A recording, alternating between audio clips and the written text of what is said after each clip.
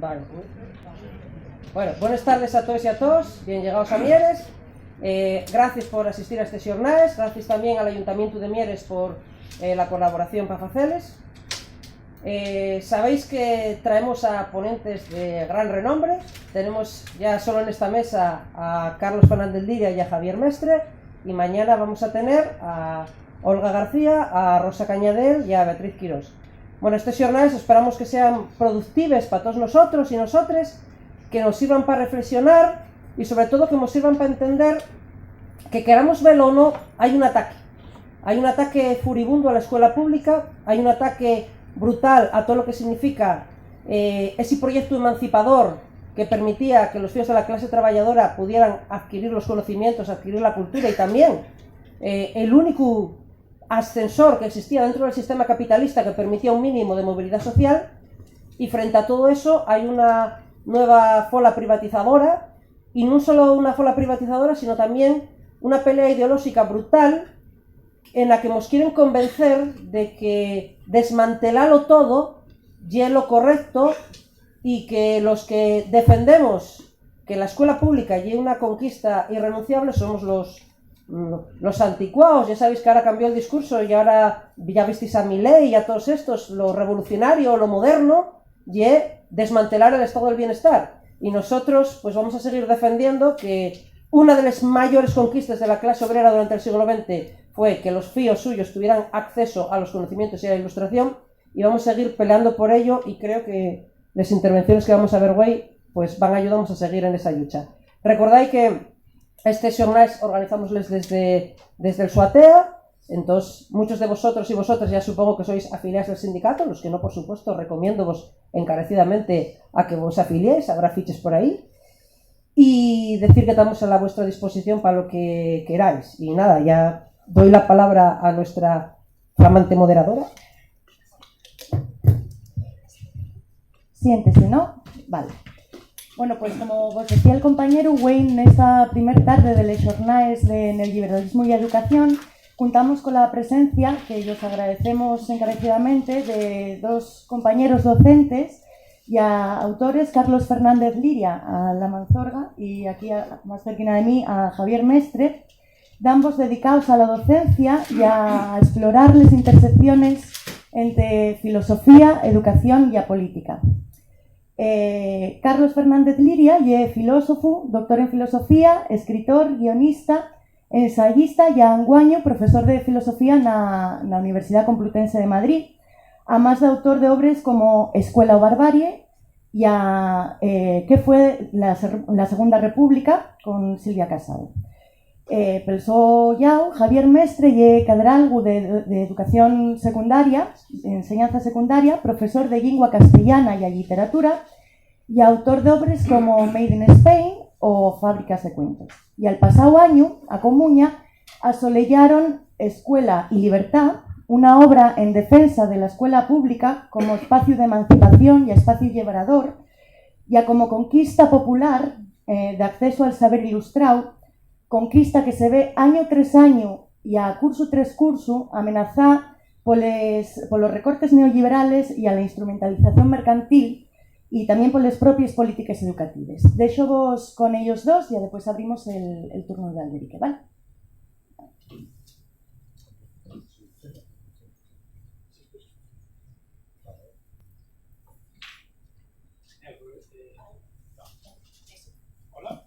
Hola. Ah, sí. ¿Se oye ahora? Muchísimas gracias por haber venido. Gracias por invitarme a Mieres. A ver, venimos a presentar una tesis plasmada en un libro, pero más que el libro en sí mismo, lo que nos interesa es la tesis. En la Escuela de Libertad pusimos como subtítulo Argumentos para defender la enseñanza frente a políticas educativas y discursos pedagógicos demenciales. Yo previamente había escrito Escuela o Barbarie con una profesora que va a hablar mañana, Olga García, ¿no?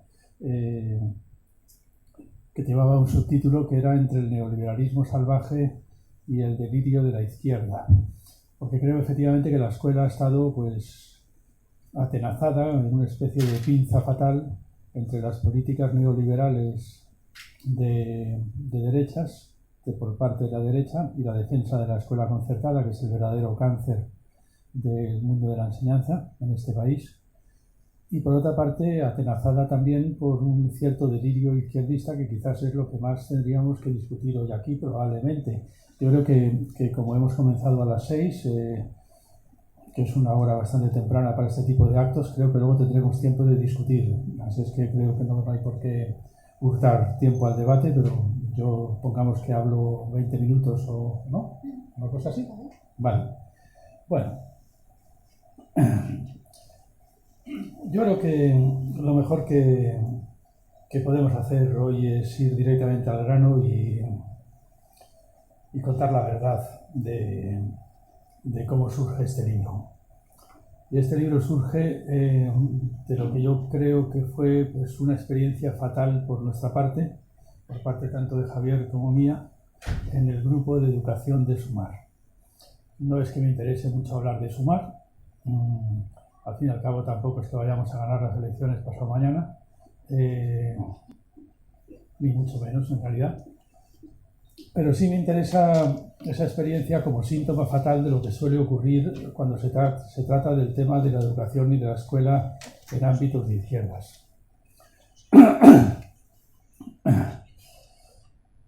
Se nos llamó, bueno, ¿por qué no decirlo? Nos llamó Fran, en concreto, a Javier y a mí, pidiendo en una especie de petición de auxilio, diciendo: no sabéis lo que se está cocinando aquí en el grupo de educación de Sumar, cuando estamos redactando el protoprograma de educación que tendría que tener pues este partido político, ¿no?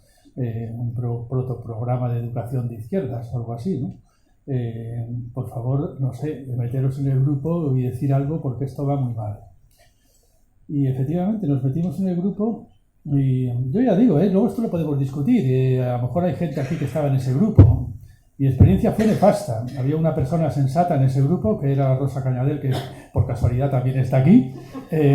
Y aparte de Rosa, eso era exactamente lo que, la condensación de toda la estafa educativa que yo he vivido ya desde hace mucho tiempo, puesto que tengo 65 años y ya llevo 50 años en la enseñanza, contando con algunos que fui alumno también, ¿no?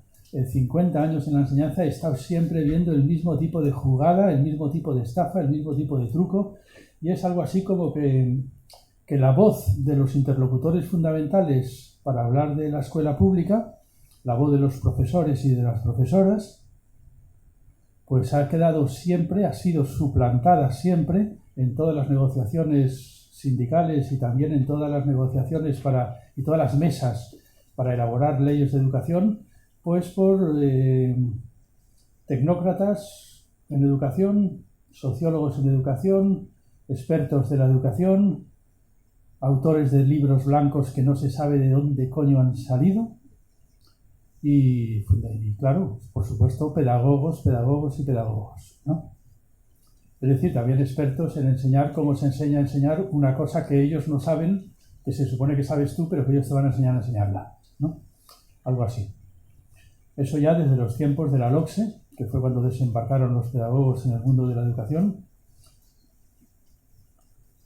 Yo tengo fama de ser muy antipedagogo, pero tampoco es que no tenga motivos para ello. Yo fui guionista de La Bola de Cristal cuando yo era un niño, de 20 y tantos años, o 20 años, y ya ahí ya empecé a saber lo que suponía tener un pedagogo constantemente fiscalizando tu trabajo.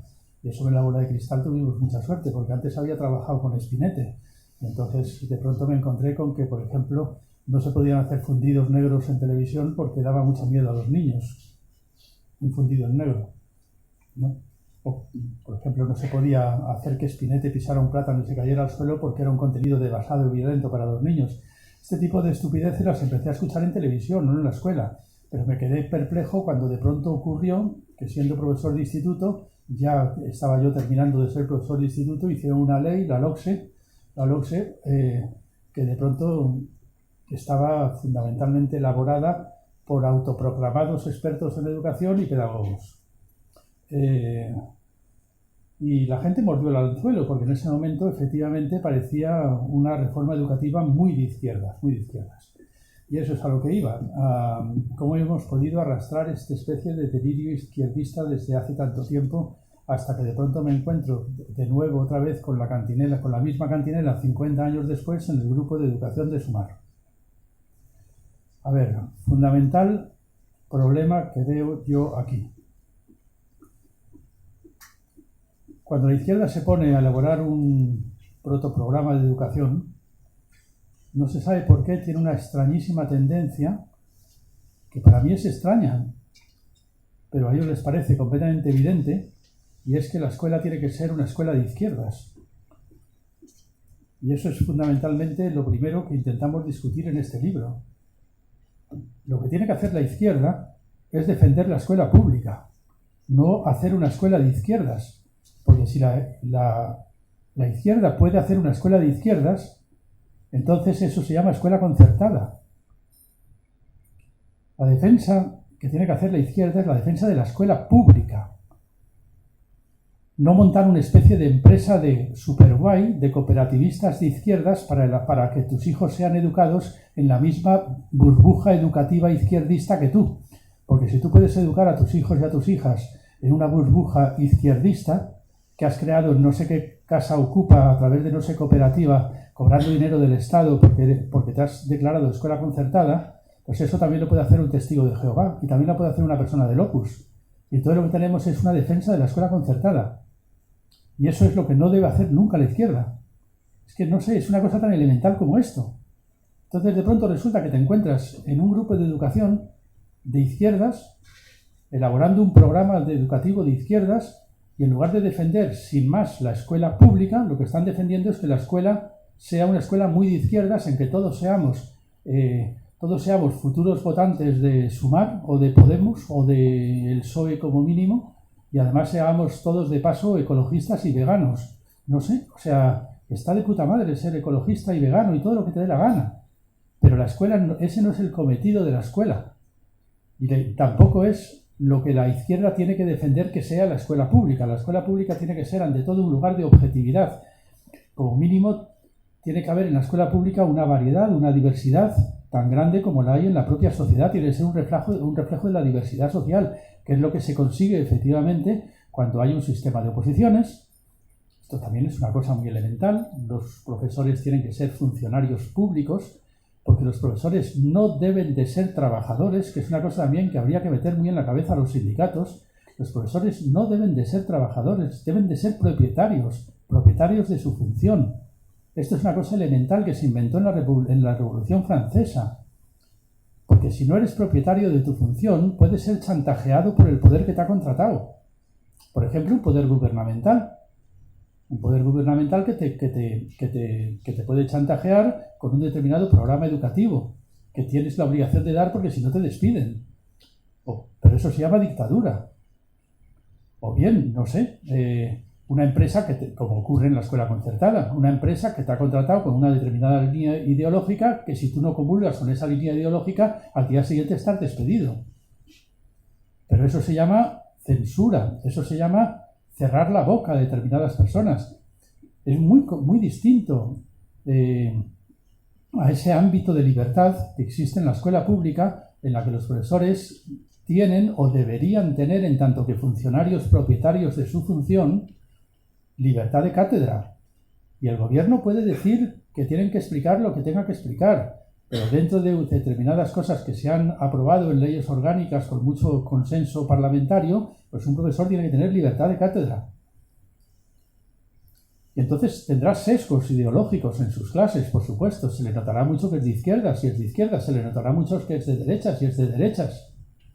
Sí, pero un profesor será de izquierdas y el profesor siguiente será de derechas. Y otro será de izquierdas, otro de extrema izquierda y otro será de extrema derecha. Y entonces el alumno tendrá profesores de izquierdas, de derechas, de extrema izquierda, de extrema derecha. tendrá un profesor homófobo, que se le notará muchísimo que es homófobo, pero es que la profesora de gimnasia será lesbiana, y entonces pues el alumno o la alumna tendrá delante suyo pues un muestrario de una objetividad sensata que le permitirá reflexionar, y eso mismo, esa misma estructura es la que despierta eso que llaman el espíritu crítico. El espíritu crítico. Hace falta formar el espíritu crítico. No hace falta formar el espíritu crítico. El espíritu crítico se forma por sí mismo en la escuela pública. Si la escuela pública es de verdad una escuela pública. Si es pública se despierta el espíritu crítico porque sencillamente el alumno tendrá que saber si tiene razón el profesor homófobo de matemáticas o la profesora lesbiana de gimnasia. Y eso le hará reflexionar, pensar y le despertará el espíritu crítico. Muy al contrario de lo que ocurre, por ejemplo, pues en una escuela concertada o privada del Opus, donde tú vas a ingresar ahí con 4 años y vas a estar con gente del Opus, con profesores del Opus, viviendo también en una familia que también es del Opus, porque por eso te han metido ahí, y tú hasta los 18 años te vas a creer que los límites del mundo y los límites del Opus son la misma cosa, y te creerás que el mundo es el Opus. Y cuando a los 18 años, cuando ya la cosa no tiene remedio, de pronto descubras el mundo, pues serás un hijo de puta del Opus o te pegarás un tiro, porque ya la cosa no tiene remedio. Y eso es lo que llaman libertad de enseñanza, desde la derecha.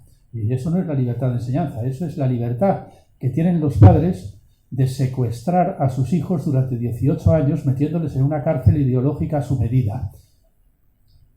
Y la escuela pública se inventó ante todo para defender el derecho que tienen los niños a librarse de sus padres, a librarse de la dictadura totalitaria que sus padres pueden imponer sobre ellos. Porque ningún ciudadano tiene por qué cargar como un destino inevitable hasta los 18 años con la desgracia de haber nacido en una familia de testigos de Jehová. Joder, pues sí, si tus padres son testigos de Jehová, pues son testigos de Jehová y les querrás muchísimo y te educarán como testigos de Jehová que son. Pero te tienen que llevar a la escuela pública para que tú sepas que, además de testigos de Jehová, hay cristianos de otro tipo, hay musulmanes, hay ateos, hay laicos, en fin, hay budistas, no sé, para que sepas que hay una diversidad. Y eso es lo que la escuela tiene que defender, lo que la izquierda tiene que defender que sea la escuela. Un lugar en el que los niños y las niñas van a tener su primer contacto con la objetividad científica y práctica. Con la objetividad científica, por la cual de pronto van a descubrir que el teorema de Pitágoras es válido para un espartano, para un ateniense o para un persa, que es válido para un hombre que para una mujer, que es válido para un rico, para un pobre, para un ciudadano que un esclavo. Y por tanto que hay cosas objetivas que son válidas para todo el mundo, como por ejemplo el teorema de Pitágoras, pongámoslo así, y después también que hay una objetividad práctica, una objetividad social, que es pues el mundo mismo, que no está hecho a la medida de la secta ideológica a la que pertenecen tus padres. Y para librar a los niños de ese adoctrinamiento doméstico, ese adoctrinamiento totalitario, digo que se inventó esa maravilla que fue la escuela pública, que yo pues siempre digo, me pregunto, ahora ya que prácticamente estaría a punto de jubilarme, cómo es que todavía se sostiene en pie pese a todas las agresiones que ha recibido, tanto digo, por parte de los gobiernos de derechas como por parte de los gobiernos de izquierdas.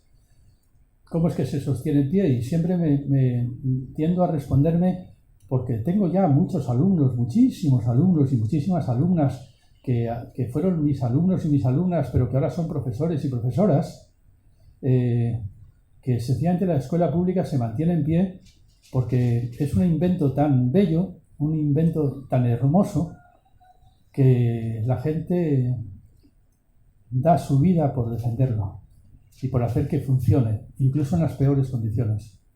Los profesores y las profesoras no pueden más que amar su profesión, incluso en las peores condiciones, porque es una profesión preciosa. Y por eso en las peores condiciones, que no hay que olvidar que son las peores condiciones porque estamos en una situación nefasta, sin embargo, la escuela pública se sigue manteniendo en pie.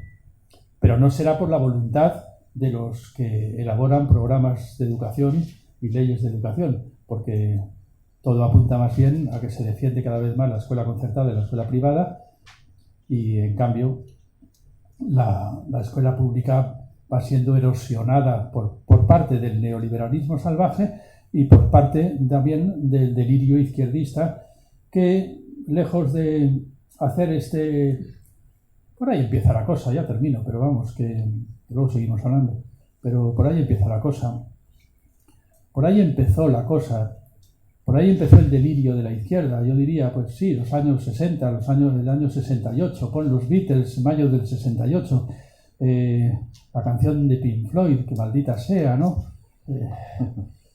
Hey teacher, ¿no? Leave the kids alone, deja a los niños en paz. Pero ¿cómo el teacher va a dejar a los niños en paz? ¿Qué más quisiera el neoliberalismo salvaje que los teachers dejaran a los niños en paz? Pero ¿qué más quisiera? Que no hubiera escuela pública, que sencillamente hubiera entrenadores para la selva del mercado laboral contratados de forma privada, como si la escuela fuera un gimnasio. ¿Cómo que dejar a los niños en paz? El delirio empezó cuando la izquierda confundió las cosas totalmente y consideró que la escuela pública, la escuela estatal, era pues una institución de vigilancia, disciplina y castigo, como decían los Foucaultianos, en el mismo nivel que las cárceles, los manicomios, el ejército y la escuela, ¿no? Es que no es eso, es todo lo contrario. La escuela pública es una conquista irrenunciable de las clases trabajadoras, que ganaron así su derecho a la ilustración, su derecho a la objetividad, su derecho al saber. Y hay que defender eso a capa y espada, con uñas y dientes. Althusser mismo, mira que yo soy althuseriano, y siempre lo fui, ¿no? Pero no, joder, pero maldita sea el día que Althusser escribió ese maldito artículo que se llamó Aparatos ideológicos de Estado. Metía a la escuela como un aparato ideológico de Estado, pero ¿cómo se puede ser tan burro? Vamos a ver una cosa, si es... Eso además, sin distinguir si el Estado es un Estado dictatorial, si es un Estado de derecho, si hay división de poderes, si no hay división de poderes. Si hay división de poderes y la escuela pública es una escuela pública de funcionarios con libertad de cátedra, pues es el único invento que se ha inventado para que no sea un aparato ideológico de Estado. El único invento, es la única manera de combatir el adoctrinamiento que se ha inventado, y así teníamos que haber discutido con la derecha. Perdona, ¿quieres luchar contra el adoctrinamiento? Escuela pública, es la única receta que ha inventado la humanidad para luchar contra el adoctrinamiento. ¿No ves que precisamente es imposible adoctrinar en la escuela pública? Porque yo puedo adoctrinar a lo mejor de soslayo, saltándome el programa, todo lo que me dé la gana en mi clase de física. Pero es que el profesor de matemáticas que va a venir después va a adoctrinar en sentido contrario. Y el profesor de gimnasia que va a venir después va a adoctrinar en sentido totalmente opuesto, de forma totalmente inesperada. Y el siguiente profesor a lo mejor está loco. Y va a ser también completamente imprevisible lo que vaya a salir de ahí. Y entonces el espíritu crítico de los alumnos y de las alumnas efectivamente decidirá, pues, qué es quien tiene más razón. Decidirá bien o mal, por supuesto, discutiendo además con otros alumnos y con otras alumnas que están sentados a su lado, porque lo bonito y lo hermoso también de la escuela pública es que un testigo de Jehová tiene sentado a su lado a un musulmán y tiene sentado a su lado a un evangelista gitano y tiene sentado a su lado a un emigrado de Guatemala que ha salido de ahí en unas condiciones lamentables, pero que no sé qué, y luego tiene a un chino que a lo mejor todavía está aprendiendo español, y después tiene a 3 o 4... bueno, sí, es que racializo mucho el público de la escuela el público de la escuela pública porque cada vez más la escuela concertada ha ido filtrando el material humano menos problemático y nos hemos ido quedando con el gueto más problemático de todos, que como digo, a pesar y con todo, y con todas esas dificultades, la cosa sigue de todas maneras saliendo adelante. Pero esa belleza de la escuela pública, como digo, de que los alumnos y las alumnas tengan sentados a su lado una enorme diversidad, eso también les va a hacer pensar bien. Todo lo contrario de, efectivamente, pues no sé, un alumno que, nacido de unos padres del Opus, ha sido llevado a una cárcel del Opus, bueno, a una escuela. Es que la escuela privada sí que es una cárcel, al contrario que la escuela pública. Una cárcel ideológica, una burbuja ideológica, y va a estar sentado con gente del Opus al lado y, de todas formas, y va a pensar que toda la gente es del Opus. Y si hay segregación de sexos, va a pensar que no hay chicas. Yo no supe que había chicas prácticamente. Y mira que alguna había visto medio desnuda en la piscina, con 4 o 5 años.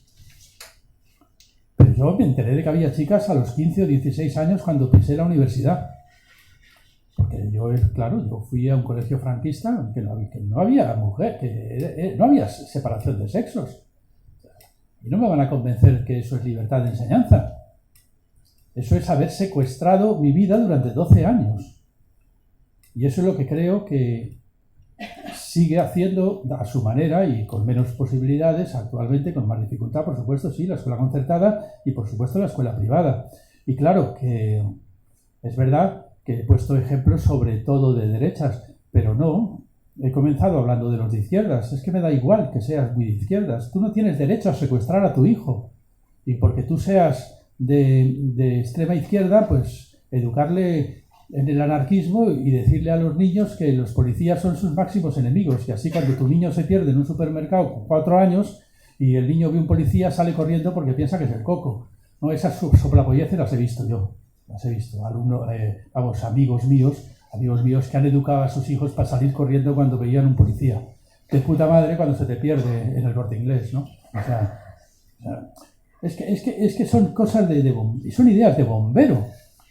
Pero claro, hasta Althusser, con sus aparatos ideológicos de Estado. Pero si es todo lo contrario, si la escuela pública es un aparato de Estado en un Estado de Derecho, es la única receta que se ha inventado contra el adoctrinamiento. Es que no hay otra.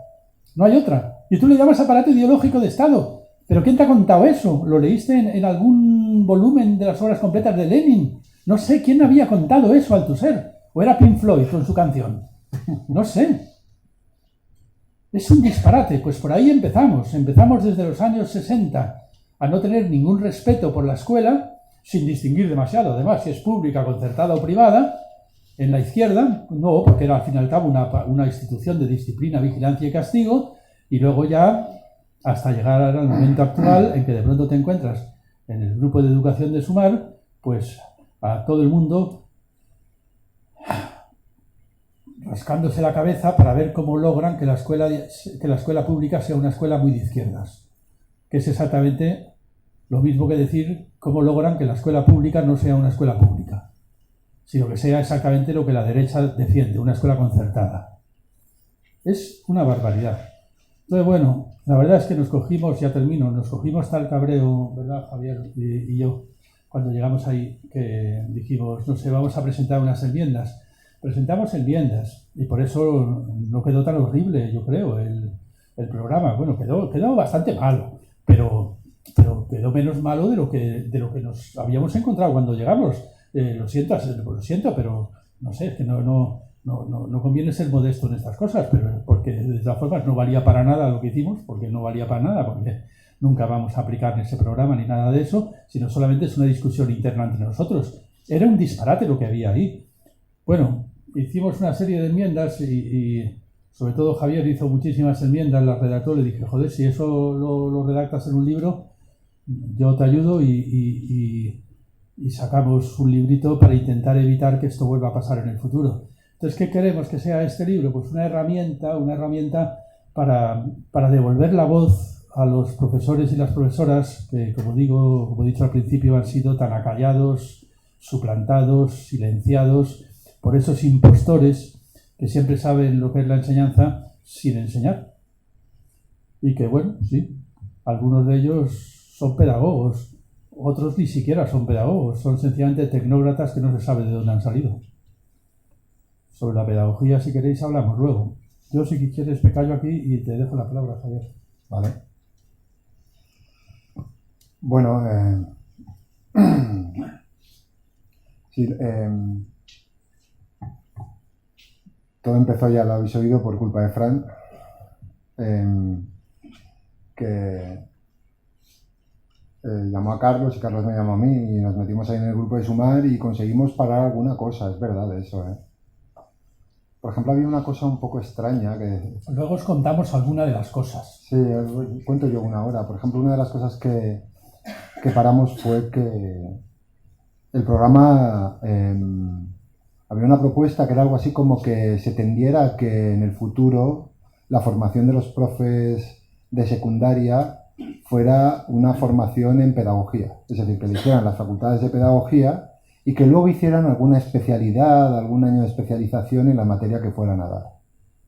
O sea que actualmente los profes de secundaria nos formamos en la universidad con títulos universitarios del tipo que sea y luego hacemos una pequeña formación pedagógica, ¿no? Que en fin, y luego pues enseñamos de eso que hemos aprendido en la universidad, ¿no? Más o menos. Y querían quitar eso, eso conseguimos pararlo, porque nos pareció tremendo, pero es que claro, en el grupo había muchas personas de las facultades de pedagogía y a veces pues hacen una presión, digamos, yo creo que es casi corporativa, ¿no? A favor de sus intereses. Pero a mí eso me parece un disparate tremendo, tremendo, porque yo entiendo que lo más importante para un profesor de secundaria es saber de la materia, y no solo saber de la materia de la que habla, sino amarla. Es decir, yo soy profe de lengua y literatura, y yo soy un enamorado de la lengua, de la sintaxis y de la literatura. Y yo creo que mis alumnos me respetan mucho, y algunos hasta me quieren, en gran medida por eso. Porque respetan mucho eso. Sin embargo, cuando un profe está enseñando algo que ni le va ni le viene, le cuesta mucho más a un profe o una profe ganarse el respeto de los chicos y chicas. La verdad, yo esto lo veo además, yo ahora estoy dando sobre todo bachillerato en los chavales mayores, lo veo mucho, ¿no? Veo que hay, digamos que es una especie de respeto instintivo hacia el conocimiento, hacia el saber, ¿no? A ver, en este libro hacemos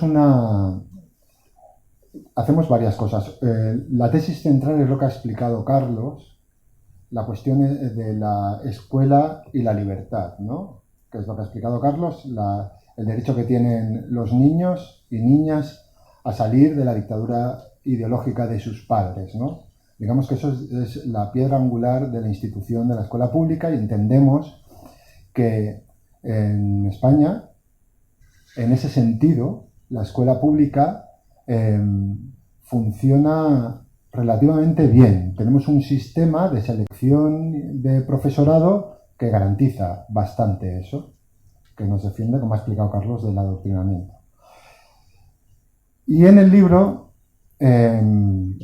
analizamos, por un lado, la cuestión de la escuela concertada, cómo afecta al sistema en su conjunto, cómo la escuela concertada es en realidad un mecanismo de segregación de clase, eso lo sabemos de sobra, y además pues hay muchas pruebas de ello, y hay muchos estudios, muchas investigaciones sobre ello, y hay muchas citas, en el libro está eso explicado bastante bien, ¿no? Cómo la escuela concertada funciona como un mecanismo segregador. De hecho, todo el mundo sabemos de sobra que en muchas ciudades, sobre todo pasa en el medio urbano, muchos padres que no son nada católicos llevan a sus hijos a escuelas católicas, pero no porque quieran que sus hijos se vuelvan más católicos, ¿verdad? Aunque ahí sí que luego en la escuela católica aparecen elementos de adoctrinamiento católico, ¿verdad? Sino porque quieren defender a sus hijos de las dificultades que puedan encontrarse en una escuela pública, que es cada vez más el veto de los sobrantes, digamos, ¿no? Y hay mecanismos fraudulentos por parte de la escuela concertada que están perfectamente tolerados por todas las administraciones para efectivamente producir ese sesgo, ¿no? Y los datos nos hablan de que la escuela pública acoge prácticamente el doble, ¿no? De alumnos con dificultades de todo tipo que la escuela concertada, ¿no? Pero por otro lado también hay otros mecanismos mediante los cuales se está haciendo una política educativa que está intentando quebrar lo que entendemos como escuela pública, ¿no? Lo que Carlos ha explicado que es la escuela pública.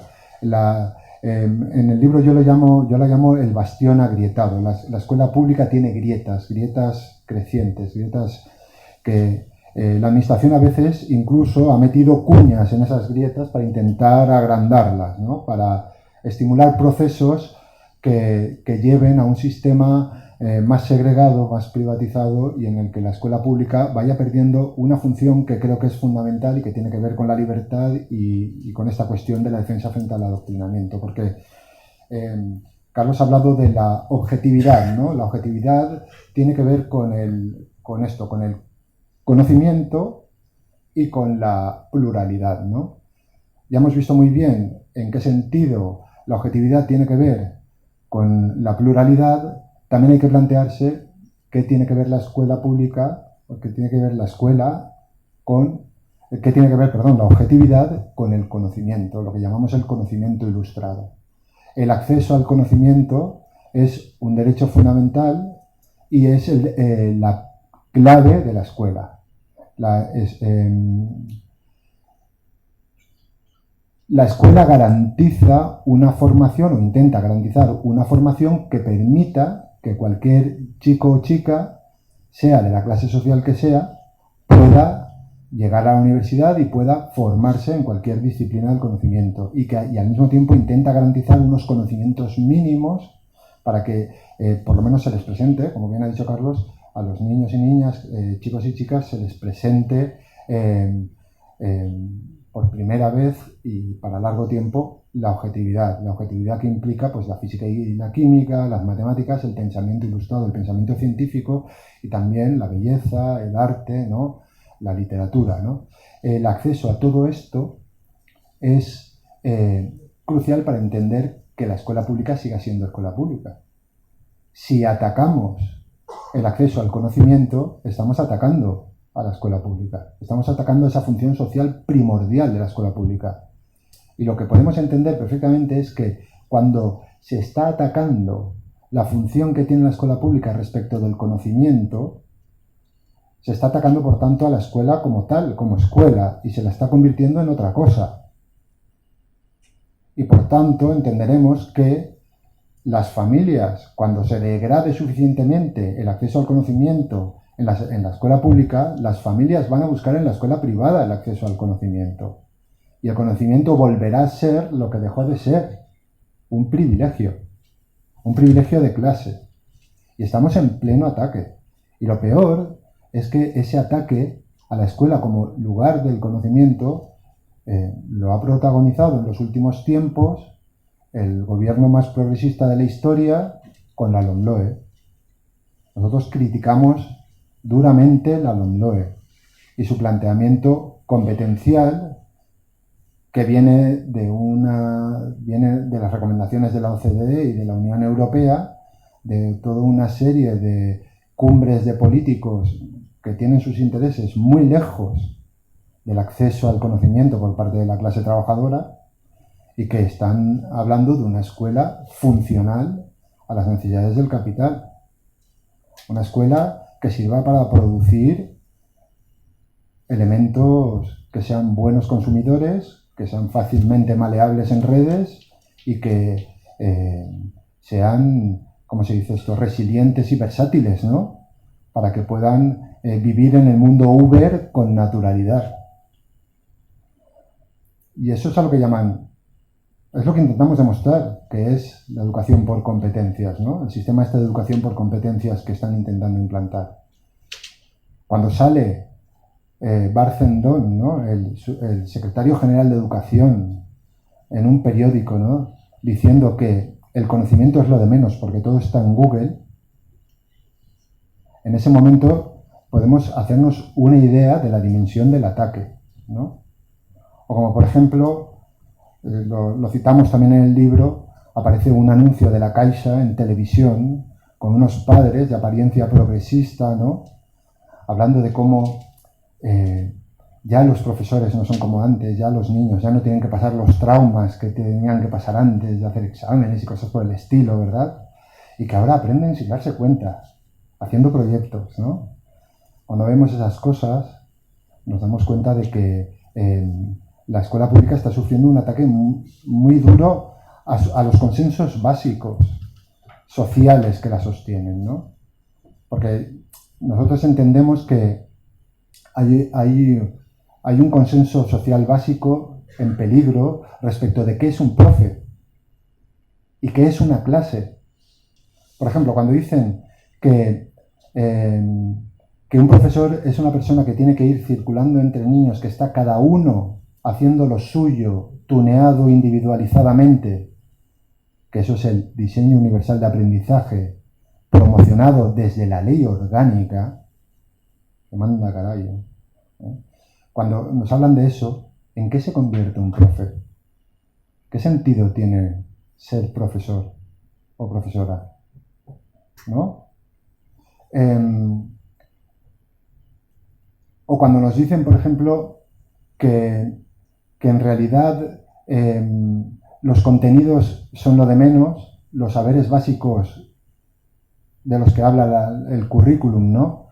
Se formulan de manera vaga e imprecisa, ¿no? Y tenemos un montón de formulaciones completamente surrealistas de supuestas competencias. Al final, ¿en qué se queda el proceso? ¿Qué hacemos los profes, no? ¿Qué sentido tiene? Claro, cuando estamos ante un planteamiento así, entonces, claro, igual ya no tiene tanto sentido que el profe de matemáticas sepa mates, ¿no? Que sea un loco de las mates, que le gusten mucho las matemáticas, ¿qué más dará, no?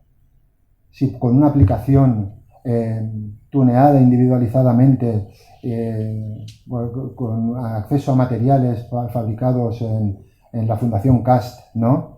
Un niño va a aprender competencia matemática, se supone, jugando con el ordenador, ¿no? Y el profe lo que va a hacer es controlar que no se mueva, ¿no? Entonces, ¿qué necesidad hay entonces de que los profes sepamos matemáticas o lengua, ¿no? Por eso, ahí se está atacando realmente un consenso que además tiene que ver también con la idea del aprobado y el suspenso, ¿no? Realmente, o las notas, ¿no? ¿Tienen sentido las notas? Nosotros creemos que sí.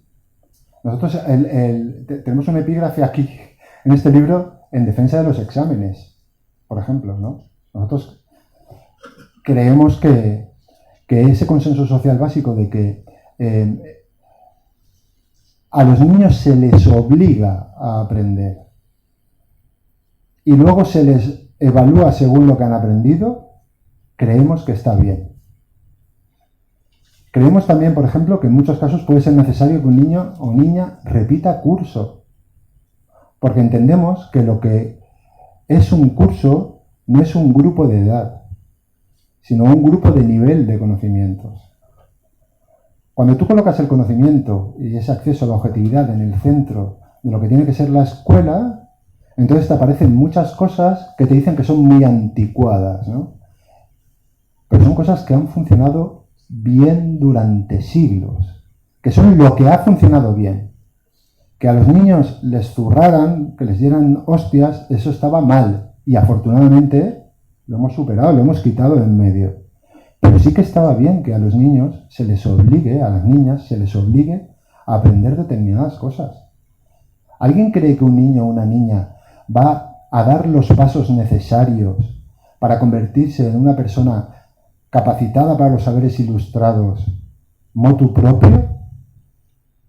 La mayoría de los críos y crías no. Habrá algunos que sí, pero la mayoría van a preferir irse a jugar, ¿o no? Van a preferir hacer otras cosas, van a preferir estar con la tablet, ¿no? Que aprender mates, por ejemplo, ¿no? O sea que obligar a los menores, obligar a los críos a aprender es una cosa muy buena, es una decisión colectiva de la sociedad. Los niños, las niñas tienen que estar en un sitio en el que aprenden. Eso es fundamental. Entonces, si eliminamos de ese aprendizaje lo más importante, que es el contenido, estamos haciendo una escuela proletaria desvirtuada y funcional a una sociedad de pesadilla. Y estamos destruyendo, en el fondo, en última instancia, las bases mismas de una posibilidad de democracia. Vale.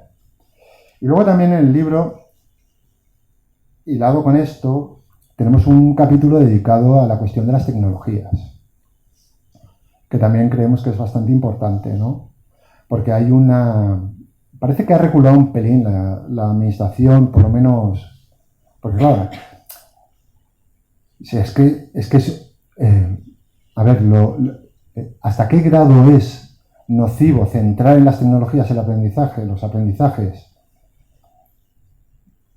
Está tan respaldado científicamente, es un clamor científico de tal calibre que antes o después tenía que haber alguna voz que dijera algo, ¿no? Afortunadamente desde Cataluña hay un movimiento de madres y padres organizados para librar a los niños de los teléfonos móviles hasta que lleguen a cierta edad y para exigir que las escuelas sean más analógicas, ¿no? El movimiento se llama Adolescencia Libre de Móviles y son muchos miles ya de familias que están haciendo un montón de iniciativas muy interesantes, ¿no? Pero en el fondo es parte del mismo proceso, ¿no? Estamos viviendo un momento en el que se están produciendo cambios culturales muy importantes, un momento de peligro, como diría nuestro amigo Santiago Alba, ¿no? Un momento de peligro para el paradigma letrado, ¿no? Para la cultura letrada, ¿no? Es un momento en el que están peligrando las bases mismas de la cultura letrada, de la cultura ilustrada, ¿no? Es un momento en el que es muy necesario que la escuela sea un bastión de lo analógico, porque sabemos ya, y hay un montón de trabajos experimentales al respecto, sabemos ya que el aprendizaje basado en las pantallas es un aprendizaje en muchos sentidos débil y que toda la exposición temprana de los niños a las pantallas está teniendo unas repercusiones cognitivas graves, que están haciendo cada día más difícil la preparación de los niños, niñas y adolescentes para el trabajo intelectual exigente del mundo moderno, ¿no? Los que estamos en el aula, yo llevo 25 años dando clase y he observado, pero vamos, es que estos son datos objetivos, yo viviendo los libros que he podido hacer que leyeran mis alumnos en distintos niveles educativos y han ido cambiando a peor. El nivel de lectura está pasando con el nivel de lectura algo que está haciéndose ya tan evidente como se está haciendo evidente ya para casi todo el mundo el cambio climático, digamos, ¿no? Es un cambio real. Es un cambio real, un cambio a peor. Los que estamos en la docencia sabemos que los problemas de concentración son crecientes. También sabemos que los problemas de léxico son abrumadores, que la falta de léxico, la pérdida de referencias culturales básicas, ¿no? Necesarias para poder desarrollar mínimamente determinados aspectos del currículum.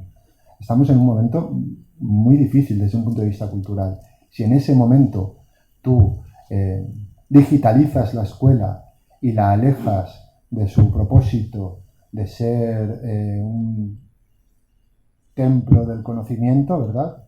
Entonces estás facilitando las cosas para el mundo de Microsoft, de Bezos, de Zuckerberg, para este tecnofeudalismo, ¿no? Al que nos llevan, como diría Varoufakis. Ya está, yo creo que ya he hablado bastante, ¿no?